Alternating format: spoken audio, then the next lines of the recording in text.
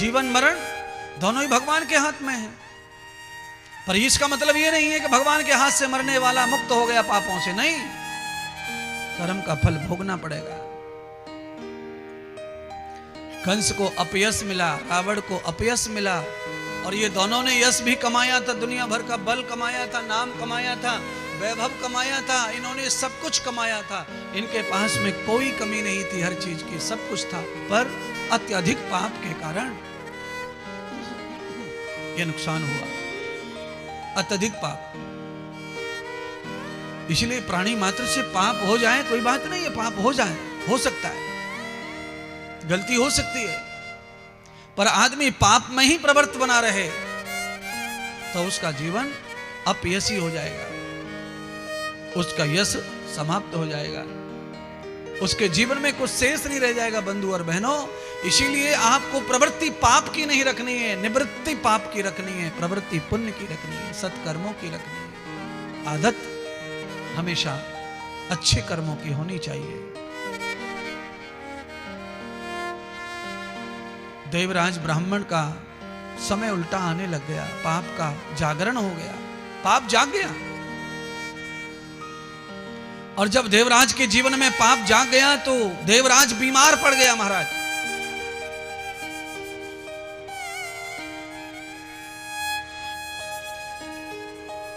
जो वैश्या देवराज के साथ में निवास करती थी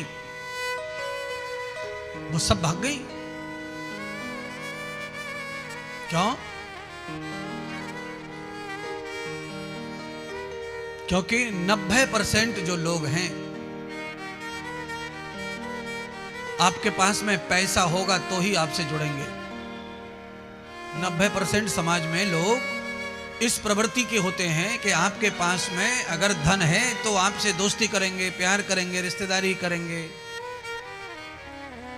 आप गरीब होके देख लीजिए, शादी होना मुश्किल हो जाएगा। और आप पैसे वाले हो जाइए, चाहे आपका बेटे के टांग कटी हुई है, लंगड़ा है, तो भी 15 लड़कियां आगे पीछे तैयार खड़ी हैं बरमाला लेकर। क्यों? 90% लोगों को पति के रूप में संसाधन चाहिए, पति नहीं चाहिए।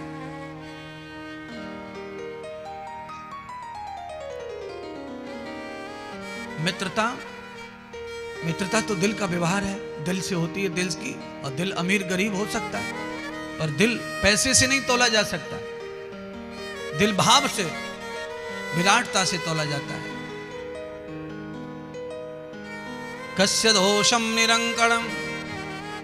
सुदामा गरीब थे, पर सुदामा का कोई मित्र नहीं बना पूरे विद्यालय में सिवाय भगवान के।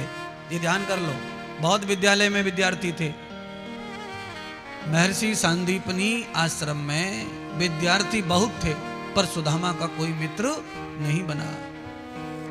अब क्यों नहीं बना सुदामा का मित्र? सब जान गए, आप सब जान रहे। तो जब सुदामा का कोई मित्र नहीं बना तो भगवान को दया आई कि भाई सुदामा तो बहुत अच्छा है, इसका दिल बहुत बढ़िया है, ये हृदय बहुत साफ सुथरा है इसका, गरीब है बस, कोई मित्र नहीं है उसका। तो भगवान मित्र बन गए फिर उसके। इसीलिए गरीबी हमारे जीवन में केवल सामाजिक दायरे में ही दोष है, दुख है, परेशानी है, पर गरीबी परमात्मा से मिलने में अड़चन नहीं डालती है। यह ध्यान कर लेना। परमात्मा का मिलन गरीबी से हो सकता है। परम शक्ति परमात्मा गरीबी को प्राप्त हो सकता है। हाँ, ये संसार में इन चीजों का दायरा है, संसार में इन चीजों को देखा जाता है। कैसा मकान, कैसी दुकान, कैसी पहचान।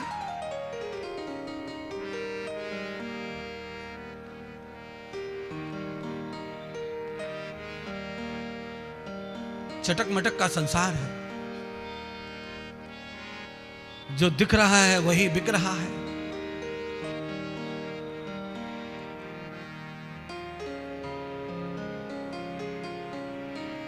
पैसे के रिश्तेदार, संसार में यही है रीत।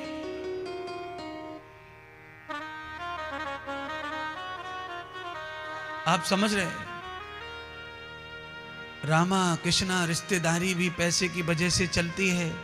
गरीब सा कोई रिश्तेदार हो, एक रिश्तेदार अमीर सा हो, तो वो गरीब सा जो रिश्तेदार है उसे ज्यादा आगे आगे नहीं आने देते, हाँ पीछे पीछे करते, पीछे।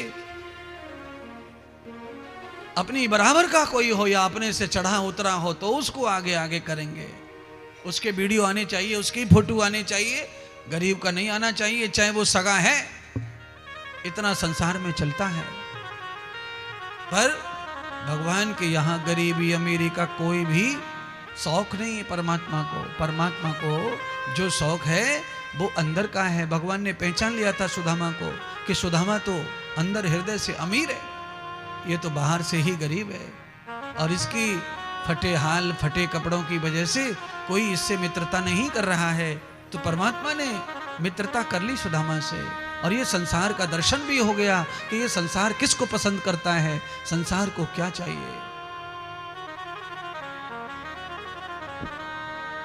जगत में सब मतलब के यार, जगत में सब मतलब के यार, जगत में सब मतलब के यार, जगत में सब मतलब के यार, जगत में सब मतलब के यार। जिसके पास रहे धन दौलत, जिसके पास रहे धन दौलत, उसके मित्र हजार, जगत में सब मतलब के यार, जगत में सब मतलब के यार, जगत में सब मतलब के यार, जगत में सब मतलब के यार।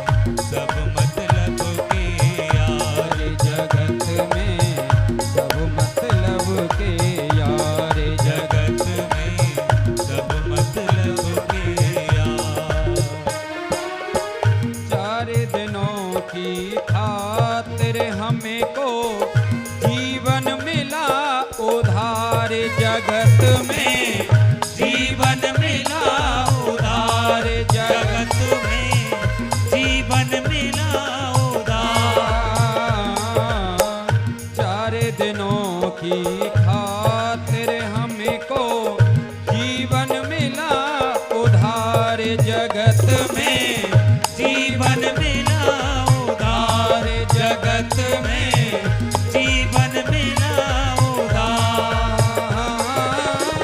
लूट पाट करे जोड़ रहे सब, लूट पाट कर जोड़ रहे सब, लूट पाट करे जोड़ रहे सब, माया अपरंपार जगत में सब मतलब के यार, जगत में सब मतलब के यार, जगत में सब मतलब के यार, जगत में सब मतलब के यार। पाप पुण्य में नहीं कोई भी होता साझीदार रे भैया, होता साझीदार रे भैया, होता साझीदार। पाप पुण्य में नहीं कोई भी होता साझीदार रे भैया, होता साझीदार रे भैया, होता साझीदार। अंत समय में रूठ न जाए, अंत समय में टूट न जाए, अंत समय में रूठ न जाए, अपना पालन हार जगत में सब मतलब के यार, जगत में सब मतलब के यार, जगत में सब मतलब के यार, जगत में सब मतलब के यार। जिसके पास रहे धन दौलत, जिसके पास रहे धन दौलत, जिसके पास रहे धन दौलत, उसके मित्र हजार जगत में सब मतलब के यार, जगत में सब मतलब के यार, जगत में सब मतलब के यार, जगत में सब मतलब के यार, जगत में सब मतलब के यार, जगत में सब मतलब के यार, जगत में सब मतलब के यार। जिसके पास रहे धन दौलत, उसके मित्र हजार जगत में सब मतलब के यार, जगत में सब मतलब के यार। यत्र दोषांतरे कृतः। देवराज ब्राह्मण के तो दोष इतने थे कि उसके मित्र भी साथ छोड़ के चले गए। और उसका मित्र कौन था? केवल वैश्याएं, और कोई ब्राह्मण मानस उसका मित्र नहीं था। क्यों? उसके कर्मों से, उसकी दिनचर्या से सभी ब्राह्मण नफरत करते थे। मानो ब्राह्मणों को लगता था ये कलंक कहां से आ गया अपने गांव में, अपनी समाज में। इस तरह के कुकर्म करने वाले लोगों की पहले बहुत कमी थी, और इसीलिए ऐसे कुकर्मियों के इतिहास लिखे गए, कथा लिखी गई हैं। देवराज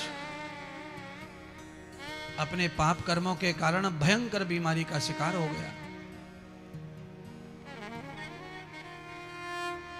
देवराज को ऐसी बीमारी लग गई कि जिसका इलाज ही नहीं था। मैं प्रारंभ में कथा की महिमा गा रहा था, तब मैंने बताया था कथा का क्या फल हो सकता है। यह महत्तम दृष्टांत चल रहा है कथा का।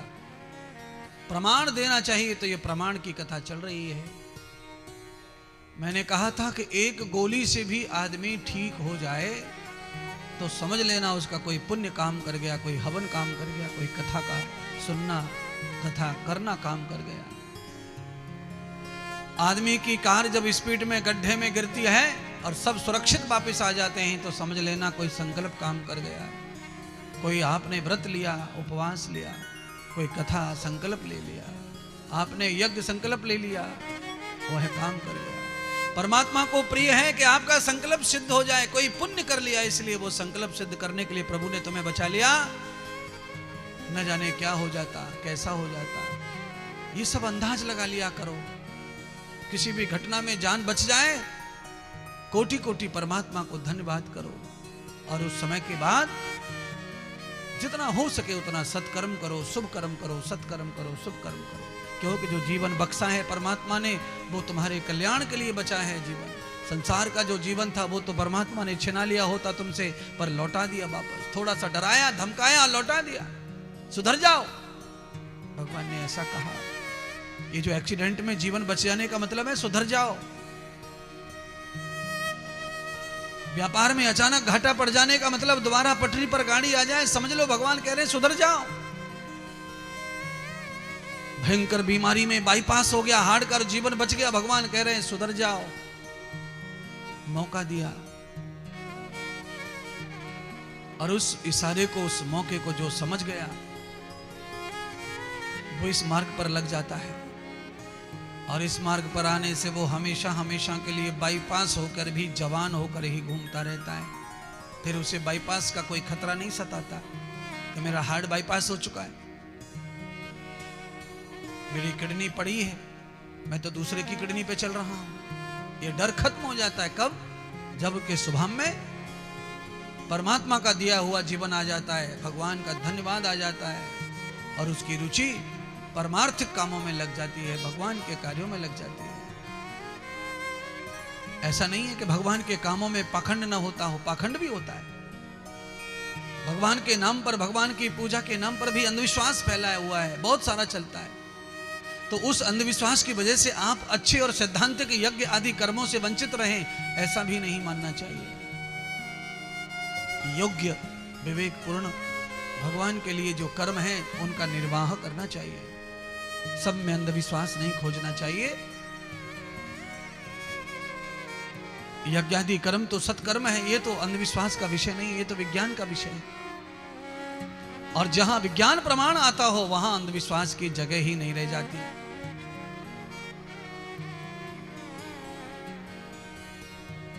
देवराज ब्राह्मण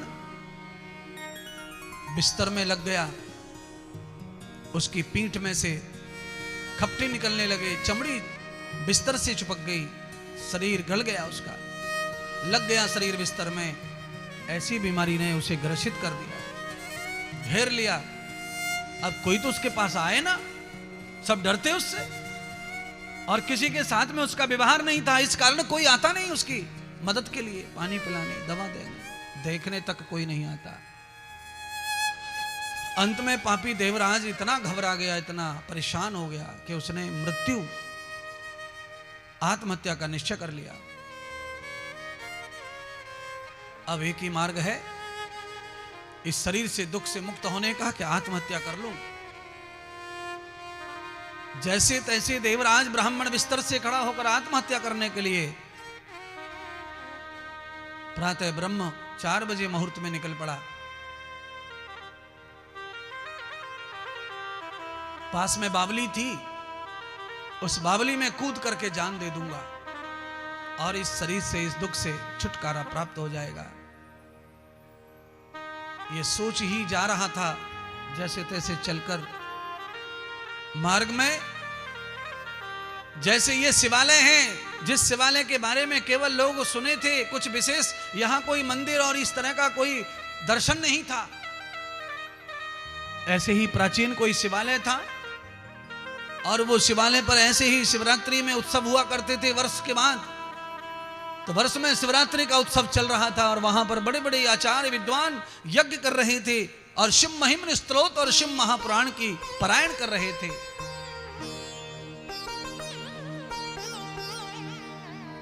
उसी मार्ग से पापी देवराज चल पड़ा मरने के लिए, बावली में प्राण देने के लिए। उसकी कोई रुचि नहीं थी, भगवान में, शिव जी में अनायास अचानक उसके कानों में भगवान शिव की ये कथा पड़ गई। वो जा रहा था मार्ग से, ब्राह्मण कथा गा रहे थे, उच्चारण कर रहे थे, पारायण कर रहे थे श्लोकों का।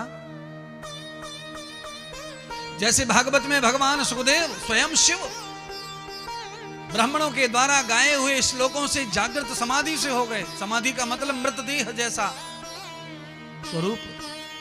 समाधि में कोई चले जाए तो वो भी मृत जैसा हो जाता है, उसे बाह्य संसार का कुछ सुनाई दिखाई नहीं पड़ता।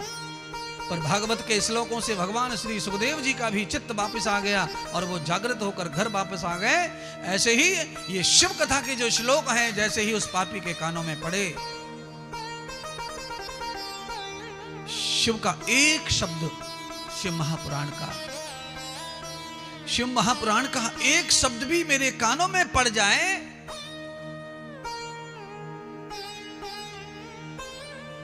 तो जैसे दर्द हो रहा है कान में, सरसों का तेल गरम करके अम्मा डाल देती है और दर्द में आराम हो जाता है। ऐसे ही कान में एक शिव शब्द चला जाए, एक कथा का एक ही शब्द जाने के बाद हमारे अनेक अनेक जन्मों के पापों में आराम पड़ जाता है। इस देवराज ब्राह्मण के कानों में जैसे ही शिव कथा प्रवेश हुई, ये जा रहा था, ये नहीं जानता ये क्या हो रहा है, क्या चल रहा है, कौन क्या बोल रहा है, पर इसके कान में जब कथा चली गई तो कथा ने अपना काम किया। देखिए, कभी कभी बंदूक साफ करते करते, कभी कभी हम जब उसमें कास्तूर लोड करते हैं तो कभी कभी बंदूक अचानक चल जाती है बिना चलाए, धोखे से, और बंदूक की नली के सामने जो आ जाए गोली उसको मार डालती है। और ना तो मारा किसी ने, ना गोली चलाई, गोली स्वयं चल गई और चल करके लग गई निशाने पर, निशाना लगा तो मर गया। ऐसे ही यह शिव कथा बिना चाहे बिना निशाने के भी अगर कान में निशाने पे लग जाए तो ये पाप को मार डालती है, पुण्य को जागृत कर देती है।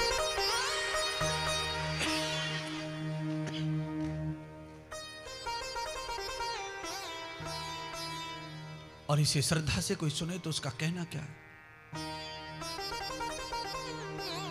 इस कथा को श्रद्धा से कोई सुन ले तो उसका तो वारा न्यारा हो जाएगा। ये तो अचानक अनायास भी कान में पड़े, क्षण भर भी हम कथा में खड़े हो गए, बैठ गए, रोड पर चलते फिरते। एक पल की कथा हमारे न जाने कितने बड़े पाप को, कितने बड़े एक्सीडेंट को बचा सकती है। देवराज के जीवन में सिवाय मृत्यु, अकाल मृत्यु के, उस आत्महत्या के सिवाय कोई मार्ग नहीं था उसके जीवन में, क्योंकि संसार में कोई था नहीं उसका। देवराज ने इस पावन कथा को ठहर के सुना, रुक गया। चलते चलते जो कथा कान में पड़ी ना, उस कथा के पुण्य के कारण ही देवराज को इतने पाप जल गए कि वो कथा सुनने के लिए ठहर गया। अर्थात कथा सुनने के लिए वही व्यक्ति ठहरता है जिसका पाप नष्ट हो गया हो।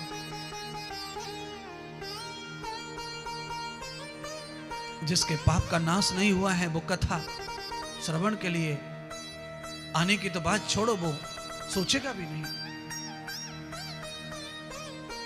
सर्वे पाप विनिश्यति, सब पापों का जब नाश हो जाता है तब कथा पल भर की प्राप्त हो जाती है। महाराज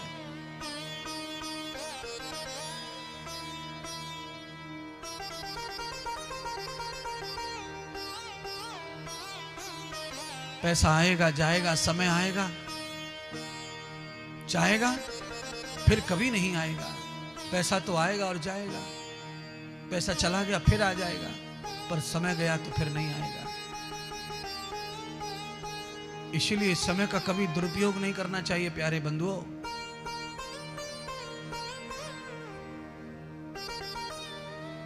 और कभी कभी कथा इसलिए खास हो जाती है कि ये समझकर कि वक्ता कौन आए हैं, कौन कह रहे हैं कथा।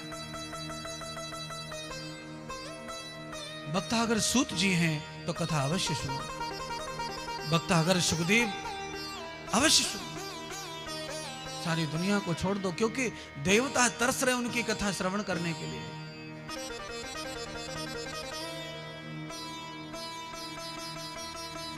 सदगुरु भगवान श्री सूत जी कहते हैं, अरे सौनक जी, अरे 88,000 ऋषियों, आज देवराज जो है आत्महत्या का जो प्लान लेकर के चल पड़ा था, आज उसके मन में से आत्महत्या का प्लान कैंसिल हो गया।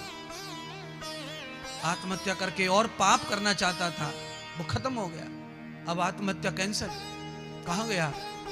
यत्र भूमंडलम तथा वेदश्रुति च कर्णय। जहां पर भूमंडल सजाए थे, देवता स्थापित किए थे, जहां पंडाल पड़े थे, मंडप पड़े थे, और जहां पर महात्मा व्यास आचार्य कथा स्तुति कर रहे थे, यज्ञ आदि कर्म आहूत कर रहे थे, देवराज उस पंडाल की ओर मुड़ गया। दिशा बदल गई महाराज, पल भर में दिशा बदल गई। जा रहा था मरने के लिए और चल पड़ा पांडाल कथा की ओर, दिशा बदल गई। कान में मंत्र पड़े, कान में इतनी देर में पाप उसके नष्ट हुए, बुद्धि बदल गई, विचार बदल गए। क्यों? ये कथा नहीं, साक्षात भगवान शिव तुम्हारे कान में उतर गए, हृदय में चले गए और बुद्धि को बदल दिया। ये कथा शिव है, भागवत कृष्ण है, रामायण राम है, देवी पुराण जगदम्बा है, गणेश पुराण गणेश है। ये किताब नहीं है। किताब घर में बहुत सारी रखी है, अलमारी भरी, कौन फूल चढ़ाता है उन पे, कौन माला चढ़ाता है, कौन पूजा करता है। तुम्हारा घर भरा पड़ा है किताबों से, कौन सिर पे रख करके बैंड बाजा बजाता है, कौन यात्रा निकालता है, कौन जल भरनी करता है। इसीलिए पालकी तो भगवान की निकाली जाती है। ये पोथी, ये ग्रंथ पालकी, ये तो परमात्मा का श्रृंगार, शोभा है, शोभा यात्रा। गोरखपुर प्रेस में गोदाम भरे पड़े भागवत के और रामायणों के, गोदाम, ट्रक भर के, ट्रेनों में भर भर के किताबें जाती हैं गोरखपुर से। गोरखपुर में कौन पूजा कर रहा है उनकी, कौन माला चढ़ाता है गोदाम के ऊपर। मजदूर लोड कर देते हैं, किताबें चली जाती हैं, बिक जाती हैं। और जहां जिनके अंदर उन्हीं किताबों को लेकर के जब भाव पैदा हो जाता है कि हमें कथा करनी है, पंडित जी ने कहा कोरी भागवत लेके आओ, कोरी शिव कथा लाओ। जब हम किताब लेके आते हैं, कीमत भले ही 150 रुपये होती है, पर जब हमारा भाव उससे जुड़ता है तो वो कीमत नहीं, अनमोल भगवान का स्वरूप बन जाती है। और फिर सारा जगत उसे प्रणाम करता है, दंडवत करता है। इसलिए कुछ चीजें भाव से तैयार होती हैं संसार में।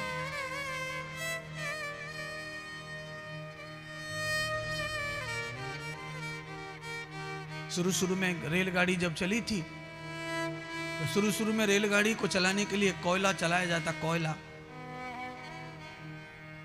अब कोयले से तो गाड़ी नहीं चलेगी, ये तो पक्का है। आग से तो गाड़ी नहीं चलेगी, पर उस कोयले से भाप बनती, भाप। और जब भाप बनती तो भाप से, ऊर्जा से कोयला इंजन चलता था, भाप से।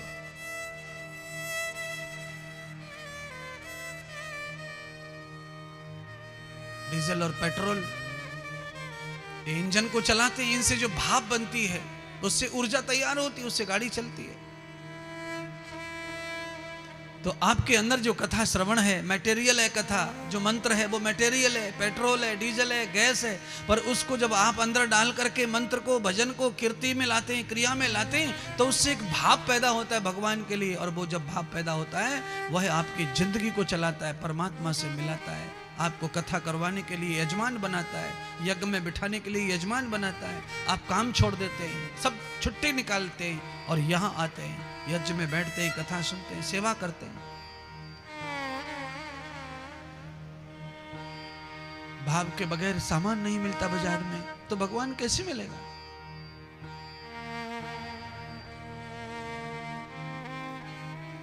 आप में से कोई भी इंसान ऐसा नहीं है महान जो दुकान पे सामान ले और भाव ना करे।